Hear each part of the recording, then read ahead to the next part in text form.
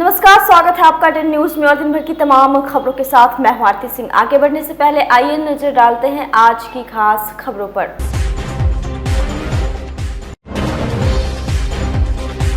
Truck और auto में भीषण टक्कर, 2 लोगों की दर्दनाक मौत।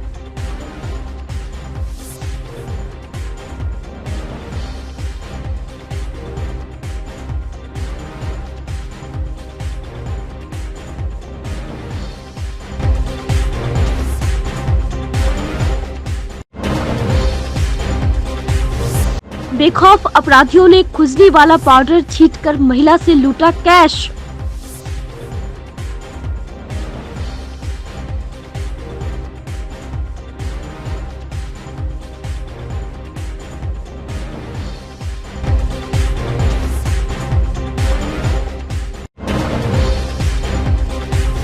और वार्ड 20 के पार्षद संजय केजरीवाल की हत्या की साजिश, सीसीटीवी में कैद हुआ अपराधी, पुलिस तफ्तीश में जुटी।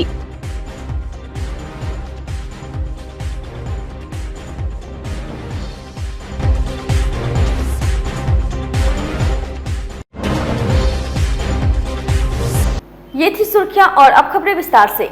जिले के मोतीपुर थाना क्षेत्र के NH 28 मुजफ्फरपुर मोतिहारी मुख्य मार्ग के रतनपुरा के समीप रफ्तार का कहर देखने को मिला, जहां सड़क किनारे खड़ी एक ट्रक के पीछे से अनियंत्रित ट्रक ने इतनी जबरदस्त टक्कर मारी कि ट्रक के चालक और उपचालक दोनों की दबकर दर्दनाक मौत हो गई।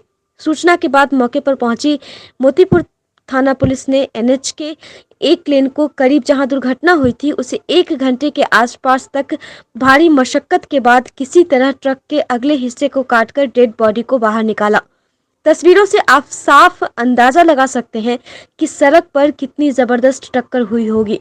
जब ट्रक के अगले हिस्से का पर खच्चे उड़ गए तो इसके अंदर बैठे चालक और उपचालक के बॉडी का क्या होगा।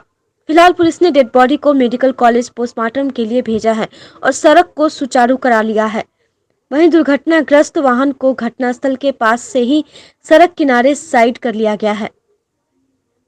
मुजफ्फरपुर में बाइक सवार बेखौफ अपराधियों ने एक महिला को निशाना बनाते हुए कैश लूट लिया। जानकारी के अनुसार कुढ़नी PSC में तैनात ANM सुमन देवी शुक्रवार की दोपहर भगवानपुर SBI शाखा से 1.5 लाख रुपए निकालकर अपने पति ललित कुमार के साथ बाइक से कुढ़नी थाना के फकुली गांव स्थित अपने घर जा रही थी। इसी दौरान बाइक सवार 2 अपराधी खबरा स्थित नेक्सा शोरूम के समीप से सुमन देवी के शरीर पर खुजली वाला पाउडर छींटकर पैसे से रखे बैग को लूट लिया। घटना के बाद महिला काफी डरी हुई है। सूचना पर पहुंची सदर पुलिस ने आसपास के इलाके में लगे CCTV से अपराधियों की पहचान में जुट गई है। सदर थानेदार सत्येंद्र मिश्रा ने बताया कि अपराधियों की पहचान कर जल्द ही उसे गिरफ्तार कर लिया जाएगा।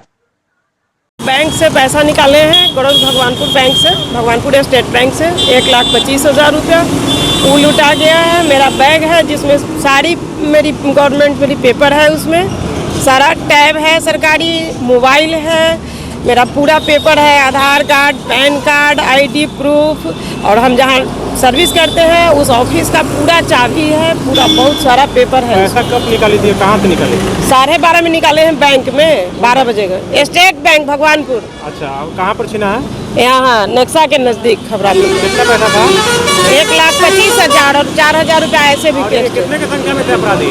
2। हम बैंक से अब निकले हैं, यहाँ हेड पोस्ट ऑफिस पर कबाड़ छीटा गया है। आगे जो है मोड़ पर वहाँ हम लोग मालिश उलिश पानी उनी झोंके उके हैं। इसका HB रिटेलर्स में कपड़ा कुछ लिए हैं। इसके बाद वहाँ से आए हैं तो यहाँ आके बाइक से पीछा करके। कहाँ से पीछा कर रहा था वो लोग? अब देखे हम देखे नहीं हैं, देखे नहीं हैं। आगे यहाँ आके जो है सो बैग छीना है और लेके चला। कौन बाइक से था वो लोग? अभी नहीं बताएंगे। क्या की संख्या में था? 2 आदमी मोटरसाइकिल। 2 के था। भागा किधर है? इधर रमजालू की तरफ। इधर भाग गया। रामदाल की तरफ। बाइक चला रहे थे आप? हम बाइक चला रहे थे। कुछ नहीं, आ रहे थे पीछे, कलमबाग चौक से पीछा कर रहा था। यहाँ मौका मिला, इनका बैग देके भाग गया है पीछे से। क्या आगे कार्रवाई कर रहे थे? बस देख रहे हैं कहाँ का CCTV में कुछ आ ही जाएगा उसका। CCTV वगैरह देख रहे हैं? हाँ देख रहे हैं। कैश की राशि क्या है, कितना कैश है? अभी वो 1.25 लाख बता रही हैं। कितना? 1.25 लाख। कैमरा में कुछ मिला है, सुराग वगैरह? अभी मुजफ्फरपुर में मेयर पद के चुनाव को लेकर राजनीतिक गलियारों में सरगर्मियां तेज हैं।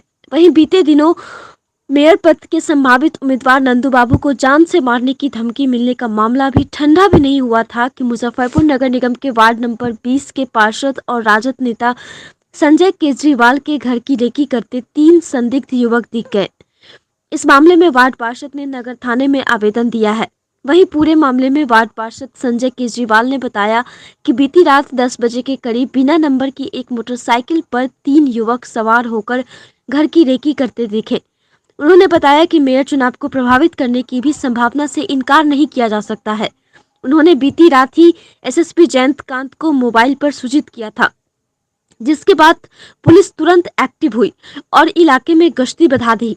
हालांकि तीनों संदिग्ध युवक भागने में सफल रहे। फिलहाल सीसीटीवी के आधार पर पुलिस अपराधियों की पहचान करने में जुट गई है। कल रात में 10:05 पर मेरे सीसीटीवी के फुटेज में एक मोटरसाइकिल पर 3 सवार कल्याणी से मेरे घर होते हुए सरियागंज की तरफ काफ़ी धीमी रफ्तार से जा रहे थे। उसके ठीक 10:05 पर 2 मिनट के बाद वो पुनः सरियागंज से फिर लौटते हैं और मेरे घर के दरवाजे पर मोटरसाइकिल रोक के मेरे दरवाजे की तरफ 1 से 1.5 मिनट रुक के वो वॉच करते हैं। रात्रि के समय तीनों मास्क पहने हुए हैं, प्लस उनकी मोटरसाइकिल में मोबाइल नंबर नहीं है। चूँकि अभी मुजफ्फरपुर शहरी क्षेत्र महापौर के चुनाव की प्रक्रिया से गुजर रहा है, कहीं न कहीं यह उस चुनाव को प्रभावित करने के लिए हो सकता है किसी की चाल हो, लेकिन मैं इतना ही जानता हूं कि लोकतंत्र में इस प्रकार के तंत्र की कोई व्यवस्था नहीं होती है, जनता मालिक होती है। क्या आप मानते हैं आपको जान का खतरा है? यकीनन आप सभी लोगों को मैंने जो वीडियो उपलब्ध कराया आप उसमें देखेंगे तो बिना नंबर के मोटरसाइकिल के साथ और तीनों जो है शुद्ध रूप से आपराधिक किस्म के ही व्यक्ति प्रतीत होते हैं। दरवाजे की ओर 1.5 मिनट तक रुक के क्रॉस करना, रेकी करना और काफ़ी गौर से देखना कहीं न कहीं किसी बड़ी घटना को अंजाम देने की यह एक साजिश है। कल हो सकता है वो सफल नहीं हो पाए हों, लेकिन मुझे पक्का यकीन है कि ये किसी बड़ी घटना को साजिश देने का ही। कोई धमकी उनकी या कोई फोन आया? नहीं, धमकी का कोई फ़ोन नहीं है इस प्रकार का, नहीं। चूँकि राजनीतिक क्षेत्र में इस प्रकार की धमकियां नहीं दी जाती हैं। इस संबंध में किसी अधिकारी से बातचीत? जी, रात्रि में ही मैंने बड़े पुलिस अधीक्षक, नगर पुलिस अधीक्षक और टाउन एसएचओ तीनों को मैंने भेजा था। टाउन एसएचओ ने तुरंत 10 से 15 मिनट के अंदर गश्ती गाड़ी मेरे दरवाजे पर सुनील पंडित जी पहुंचे थे और उसके बाद बड़े पुलिस अधीक्षक का भी कॉल आया। उन्होंने बातचीत की मेरे से और फिर उन्होंने थाना प्रभारी को निर्देश दिया। फिर रात में 11:30 बजे थाना प्रभारी मेरे घर पे आए और उन्होंने कहा कि हम गश्ती बढ़ा देते हैं और आज आवेदन देने की बात थी तो मैंने नगर थाना में जाके नगर थाना प्रभारी को मैंने आवेदन दे दिया। मुजफ्फरपुर में अपराधी बेखौफ हो गए हैं। पंचायत चुनाव से पहले ही अपराधी मुखिया और सरपंच को टारगेट करना शुरू कर दिया है। शुक्रवार की शाम बेखौफ अपराधियों ने हत्था ओपी के तेपड़ी गांव में स्थित एक चिमनी में अंधाधुंध फायरिंग कर दी। फायरिंग में मुखिया पति अशोक दास को गोली लग गई। अशोक दास मूल रूप से समस्तीपुर जिले के चकमेहसी सैदपुर पंचायत के रहने वाले हैं। घायल अशोक दास को स्थानीय लोगों ने आनन फानन में बैरिया के एक निजी अस्पताल में भर्ती कराया, जहां उसकी स्थिति नाजुक बनी हुई है। चिमनी मालिक उमेश भगत ने बताया कि शाम में ताश खेलने के दौरान कृष्णा सिंह नामक एक व्यक्ति ने आकर अंधाधुंध फायरिंग कर दिया, जिसमें अशोक दास को गोली लग गई। घटना के पीछे चुनावी रंजिश बताई जा रही है। फिलहाल पुलिस पूरे मामले की तफ्तीश में जुटी हुई है। मतलब मुखिया अशोक दास को गोली मार दिया है। अच्छा, कौन मारा? अब हमको तो फोन आया कि अशोक दास को गोली मारा है, कृष्णा सिंह मारा है। इनके क्या दुश्मनी है? अब हमको उतना जानकारी नहीं है। क्या स्थिति है इनकी? अब हम तभी अबे किए हैं यहाँ। क्या गोली लगा? वो भी नहीं जानकारी, सिर्फ मालूम है गोली लगा है। अशोक दास को गोली मार दिया है, अशोक दास मुखिया को। अच्छा, कैसे घटना पूरी बात बताइए। चिमनी पर क्या?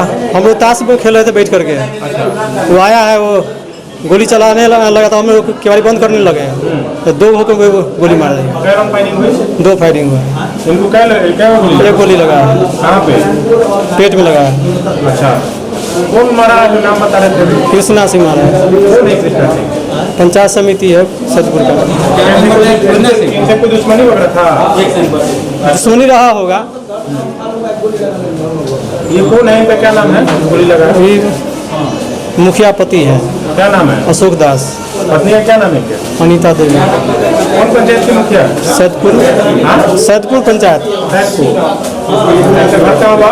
समझते मतलब सतपुर हुआ, सतपुर थाना चकबैसी। धनबाद के एडीजे जज उत्तम आनंद की निर्मम हत्या पर नागरिक मोर्चा द्वारा गहरी शोक संवेदना व्यक्त करते हुए शुक्रवार को उनके सम्मान में शहीद स्मारक पर शोक सभा का आयोजन कर भावभीनी श्रद्धांजलि अर्पित की गई। मोर्चा के महासचिव मोहन प्रसाद सिन्हा ने देश के गृह मंत्री एवं सभी राज्यों के मुख्यमंत्री से मांग की है कि अन्य न्यायाधीशों को जिलाधिकारी की तरह सुरक्षा दी जाए, अन्यथा अपराधियों के खिलाफ फैसला लेने के पहले उनको भी सोचना पड़ेगा। नागरिक मोर्चा झारखंड के धनबाद में एसिडेंट डिस्ट्रिक्ट जज उत्तम आनंद की हत्या जो झारखंड में हुई है वो बहुत ही दर्दनाक और बहुत ही निंदनीय है। उसकी जितनी भी घटना की निंदा की जाए वो कम है। झारखंड और बिहार दोनों मित्र प्रदेश है। झारखंड में जज की हत्या होती है और बिहार में एक मेयर को गोलियों से भून दिया जाता है। कानून व्यवस्था दोनों राज्यों की चौपट है। मैं भारत के गृह मंत्री, झारखंड के मुख्यमंत्री और बिहार के मुख्यमंत्री से यह पूछना चाहता हूं कि एक कमिश्नर और डीएम को आपने पूरी सुरक्षा दे रखी है। सरकारी आवास से कार्यालय लाने और ले जाने के लिए उनके गाड़ी के पीछे 1-2 गाड़ी फोर्स रहता है 24 घंटा उनके साथ। लेकिन जो जज बड़े से बड़े अपराधी, बड़े से बड़े अधिकारी को कोर्ट के कटघरा में खड़ा कर उसको सजा देता है, बड़े से बड़े भेटनर क्रिमिनल को कभी कभी मौत की सजा, उम्र कैद की सजा दी जाती है। क्या उनकी सुरक्षा के लिए भारत के गृह मंत्रालय या राज्यों के मुख्यमंत्री ने क्या उपाय किया है, क्या सुरक्षा दिया है उन्हें? इसलिए नागरिक मोर्चा धनबाद के जज की हत्या की कड़ी निंदा करता है और इस सभी जजों की सुरक्षा, सभी न्यायाधीशों की सुरक्षा की मांग भारत सरकार से करता है कि सभी जज को जिला पदाधिकारी जिस प्रकार कमिश्नर और कलेक्टर को सुरक्षा है, उस प्रकार जिला जज और उनके नीचे जो न्यायाधीश काम करते हैं उनको सुरक्षा दिया जाए। पिछले दिनों औराई के हंसवाड़ा गांव स्थित सीता मंदिर से 150 साल पुरानी माता सीता की कीमती मूर्ति चोरी हो गई थी। इस घटना के बाद से ग्रामीणों में भारी गुस्सा था। शुक्रवार की अहले सुबह मंदिर से करीब 1 किलोमीटर की दूरी पर एक खेत में मूर्ति को ग्रामीणों ने जमीन पर गिरा देखा। तब जाकर इसकी सूचना औराई पुलिस को दी गई। 150 साल पुरानी मूर्ति मिल जाने से ग्रामीणों में खुशी की लहर है।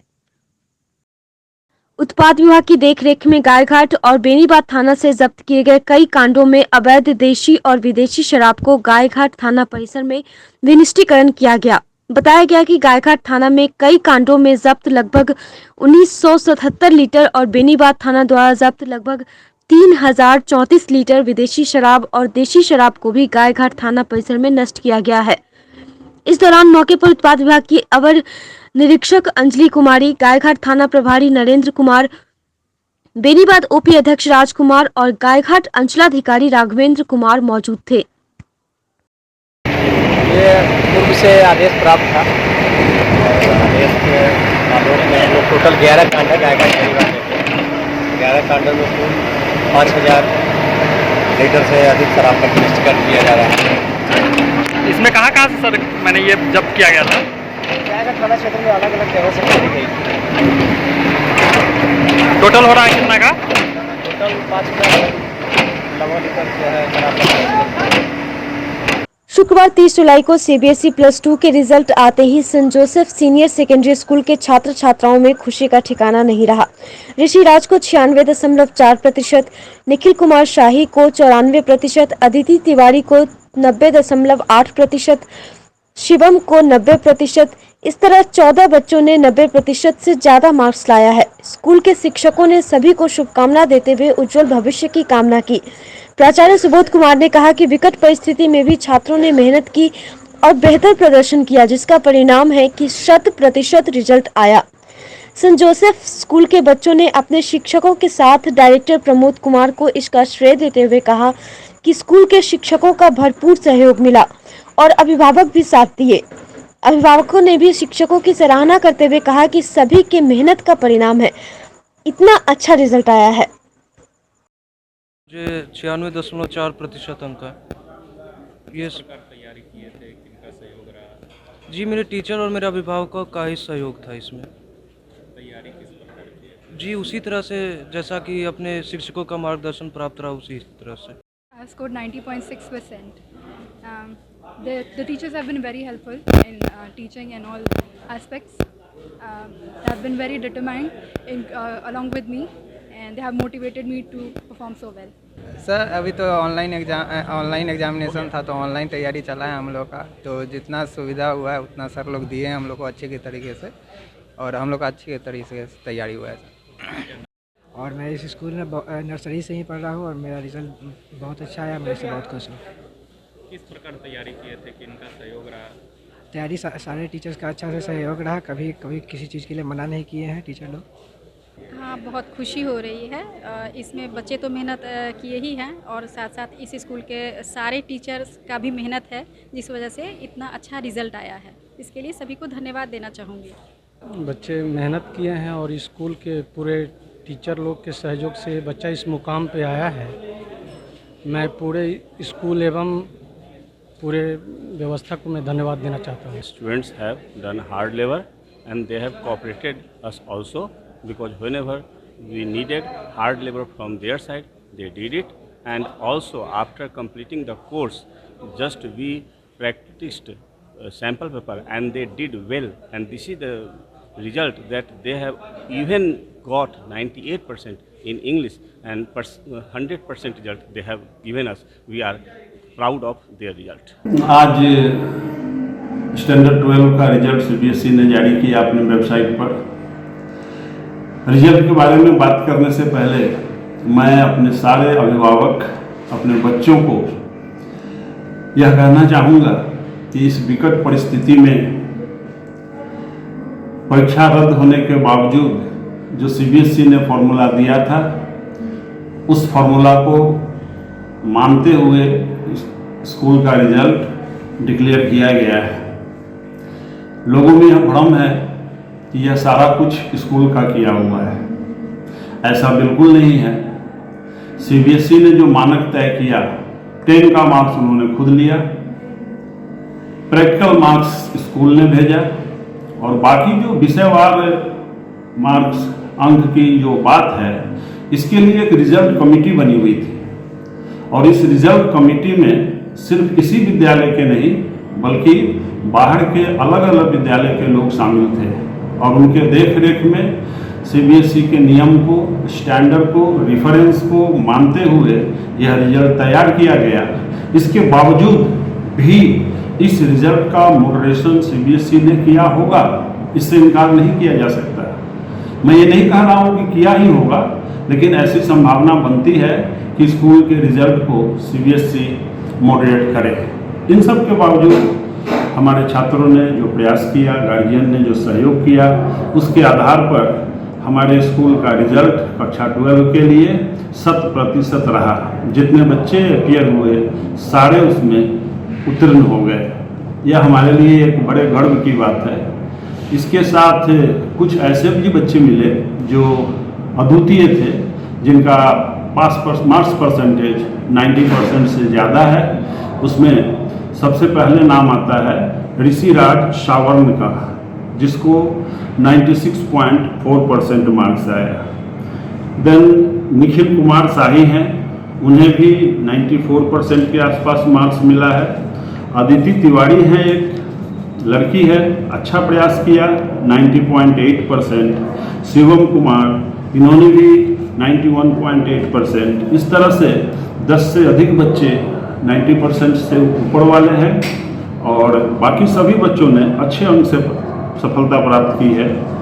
विशेष रूप से वे बच्चे जो शैक्षणिक रूप से कमज़ोर थे, उनका भी रिजल्ट मिला जुला कर सराहनीय है और आशा करते हैं कि वो संतुष्ट होंगे। इसके अलावा मेरे पास अभी स्कूल का रिजल्ट सामने रखा है। डाटा कह रहा है कि फिजिक्स में हाईएस्ट 98, इंग्लिश में highest 98, bio highest 98, mathematics highest 99 और पेंटिंग 97, केमिस्ट्री अधिकतम मार्क्स जिस बच्चे को मिला हुआ है 96। इसी तरह से कॉमर्स में भी कई सारे बच्चे 90 के आसपास हैं।